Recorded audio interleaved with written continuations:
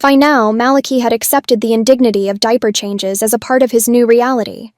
He wasn't happy about it, but resistance had proven futile. Linda hummed a soft tune as she worked, her movements efficient and matter-of-fact. "You really don't need to narrate this," he grumbled as she dusted him with powder. "Don't be grumpy," Linda replied. "You're lucky to have such excellent care." "Yeah, I'm thrilled," Malachi muttered. Once she finished taping the fresh diaper into place, Linda helped him sit up and handed him a bowl of oatmeal, or at least something that resembled oatmeal. "What's this?" "Breakfast," she said, scooping up a spoonful and holding it out to him. "I can feed myself," he said, leaning back. "Not today," she replied, her tone firm but kind. Reluctantly, he let her feed him, each bite a reminder of just how far he'd fallen from independence. The oatmeal was lukewarm and bland, but he ate it without complaint, knowing any protest would be met with Linda's infuriating patience. When the bowl was empty, Linda handed him a thick blue suit that looked suspiciously like pajamas. "This is what you'll wear today," she said. Malachi held up the suit, frowning. "This feels like something you'd put on a baby in winter." "It's for comfort," Linda said simply. "I'm sure it is," he muttered as Linda helped him into the suit. The material was soft and fuzzy, covering him from neck to toe, complete with footed bottoms.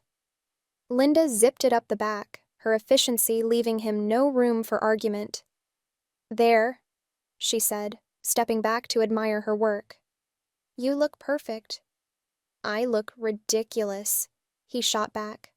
"Let's get moving," Linda said, ignoring his protest. The other residents were already gathered outside, lined up neatly in their identical blue suits. Malachi couldn't help but notice how unsettlingly calm most of them seemed, their faces betraying no hint of the frustration he felt. Linda took his hand, guiding him toward one of the small blue school buses parked nearby. "Do we really need to hold hands?" he asked, trying to pull away. "Yes," she replied with a smile.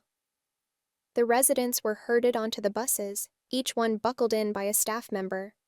Malachi scowled as Linda leaned over to fasten his seatbelt. "You know I can do this myself, right?"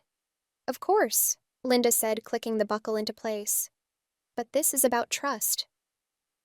Malachi let out a long-suffering sigh and stared out the window as the bus pulled away. The scenery outside was strangely nondescript, rolling hills and fields that seemed too perfect to be real. After what felt like an eternity, they arrived at a massive fenced-in park. Beyond the gates, a warehouse loomed, its stark exterior adding to the surreal atmosphere. Inside the warehouse, the air was heavy with the faint smell of chemicals.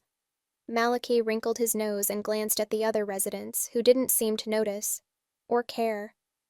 The group was being led through the facility, when one of the residents suddenly bolted. "Hey, where's he going?"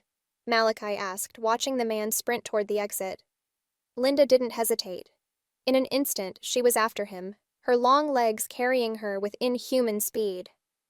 Malachi's jaw dropped as he watched her tackle the man to the ground with a precision that would put NFL players to shame. "How is she so fast?" he muttered to no one in particular. "And why is she so tall?" The man sobbed as Linda cradled him, gently patting his back and murmuring reassurances. "It's okay," she said softly. "You're safe." A staff member escorted the man back to the bus while Linda returned to the group, her expression serene. "Let's continue," she said, as if nothing had happened.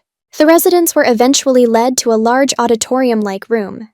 Cushions were scattered across the floor, and Roxana, a tall, energetic woman with an infectious smile, stood at the front, clapping her hands. "Okay, everyone, find a buddy," she called out.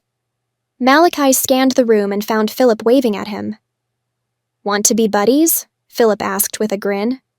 "Sure," Malachi replied, shrugging. "Why not?" "Perfect," Roxana beamed. "Now let's check those diapers." "What the hell?"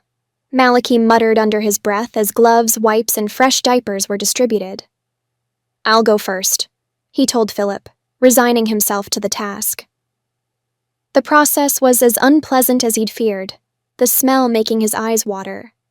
Still, he worked quickly, wanting to get it over with.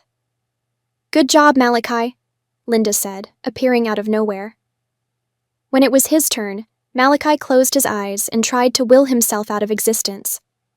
Linda ended up assisting Philip, her efficiency turning the ordeal into a mercifully quick affair. "See? No big deal," she said when it was over. To celebrate their hard work, Roxana announced a fancy lunch of chicken nuggets, tater tots, and mac and cheese. Malachi stared at his tray, shaking his head. "This is my reward? I'm 20 years old." 20 and thriving, Philip said with a grin, shoving a nugget into his mouth. After lunch, the residents were led through a series of trust-building activities, including trust falls and group games. Malachi participated begrudgingly, his frustration growing with every forced smile and encouraging clap.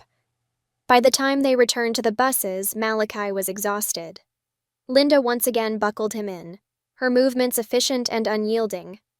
As they drove back to the facility, Malachi stared out the window, his thoughts swirling. "This can't be real," he muttered. "I'm probably in a coma somewhere." Linda, seated nearby, smiled.